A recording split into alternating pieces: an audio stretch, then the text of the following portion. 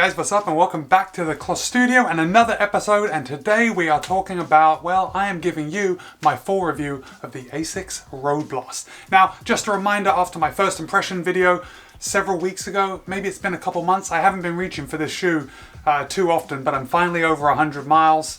This is ASICS' kind of lower end running shoe. It only costs $90, and that's what we're talking about today, my full review.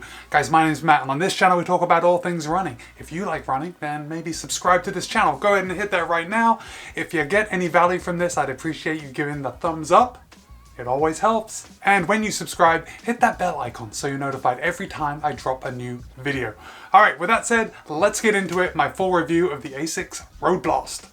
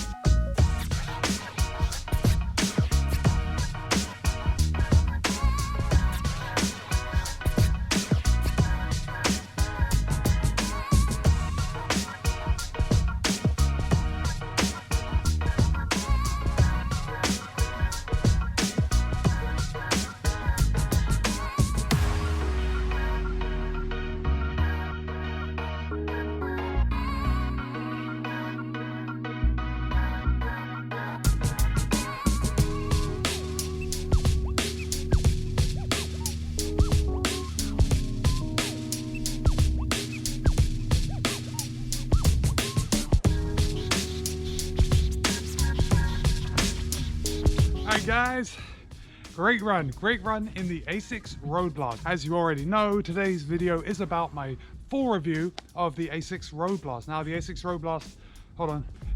ROADBLAST is ASICS budget running shoe. You can buy this for $90 on ASICS site. Now, I haven't seen it on Roadrunner Sports, I haven't seen it in the running warehouse, but if you want to buy a pair of these shoes, go to ASICS, asics.com.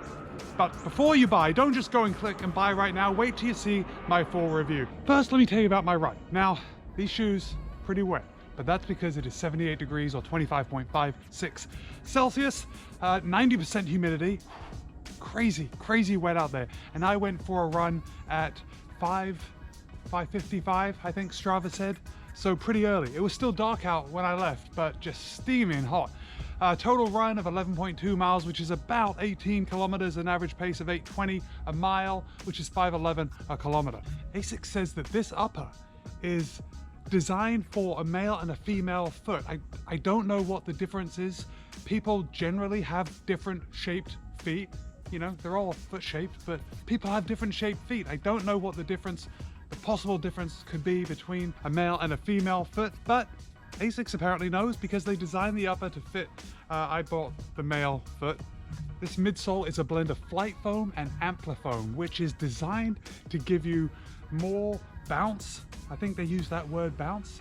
We'll get more into that ASICS description about this shoe when we get inside, but it's designed to give you more bounce and be a little responsive. Now, when I first put this shoe on, it's pretty comfortable. It is really comfortable. It's nice to put on. It ties down. There's no hot spots anywhere on the shoe. Even on the outside, I always talk about this, the outside, it always gets a little tight. But on some shoes, it gets a little tight. This has been comfortable. This 11.2 miles was actually really good, and I was able to pick up the pace. Now, let me tell you that when I pick up the pace, again, I find that most running shoes really come into their own when you run a little faster than what is comfortable. So when you're going easy, sometimes the shoes don't feel snappy, you know, they're not really getting up. But when you pick up the pace, then you really get to notice the responsiveness of the shoe. And there's no difference with this. As soon as I got up, like onto my forefoot a little more, the shoe felt really good. I did weigh the shoe before I went out for my run, so I'm going to give you the dry weight. We're going to go back into the house, I'm going to weigh it, and I'm going to tell you, well, pretty much I'm going to tell you what I don't like about the shoe. And there's a few things. All right, so let's get inside. I'm going to get showered, and we're going to talk about the weight and what I don't like.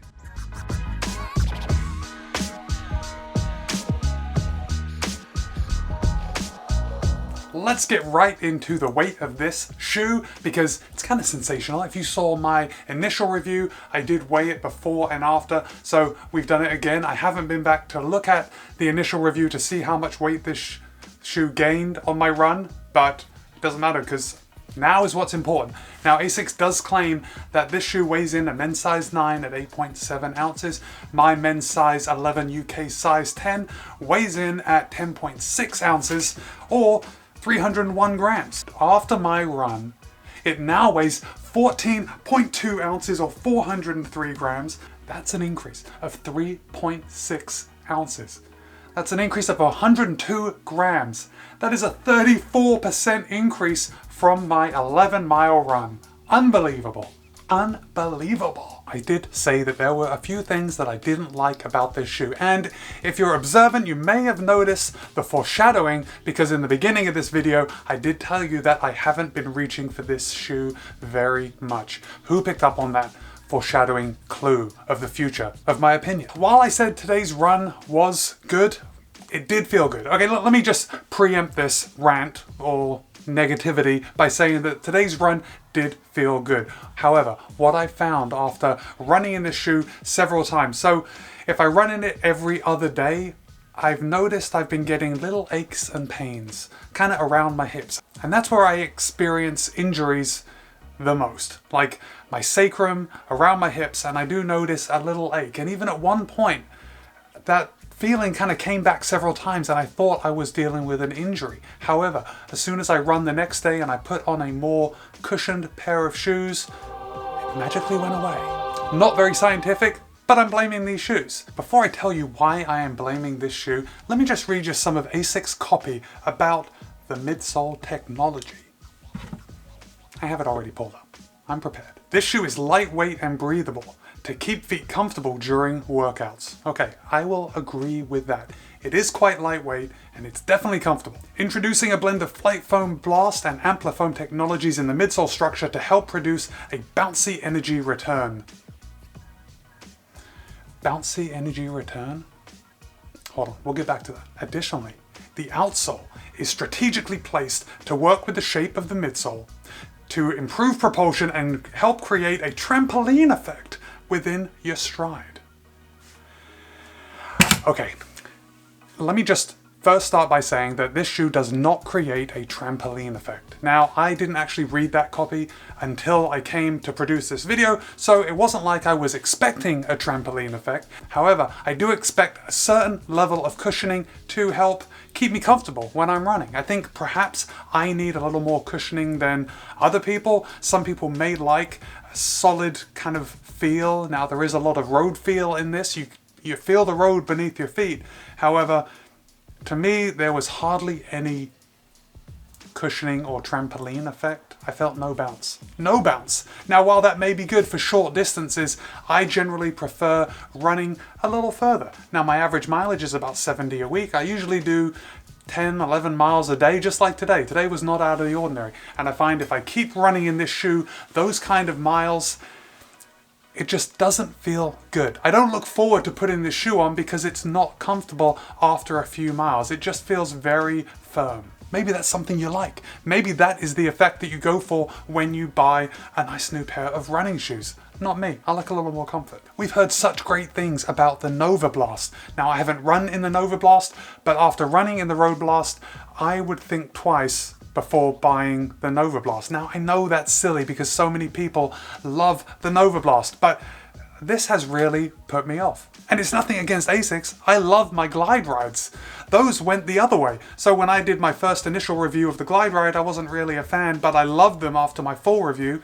Completely opposite with this. I thought this shoe was pretty good when I first did it. When I first cracked open that box and took them out for the initial run, loved it. Now, not so much. In fact, I don't think I'm going to be running in these shoes again. So I know I invited you to go to asics.com and buy these shoes. However, I do not recommend it. This shoe is still for some people. Who is it for? I would say this is more a shoe for someone who wants something to walk around in and not just run. It is good for running. It is good for running shorter distances. And if you're on a budget, $90 for new shoes is pretty good. However, if this was your only pair of shoes, I don't think that it's really perfect to be an only running shoe. I would much rather go for a run in the Reebok Forever Float Ride Energy 2.0. Now, they're just a little more expensive, but they are so comfortable, and I actually look forward to going for a run in those. not so much with these. Guys, thanks for staying all the way to the end of the video. If you got any value at all, I'd love you to give me a thumbs up. If you're not already subscribed, consider doing so right now. Stay safe out there, my friends, and be kind, be happy, run well, and I'll see you next time.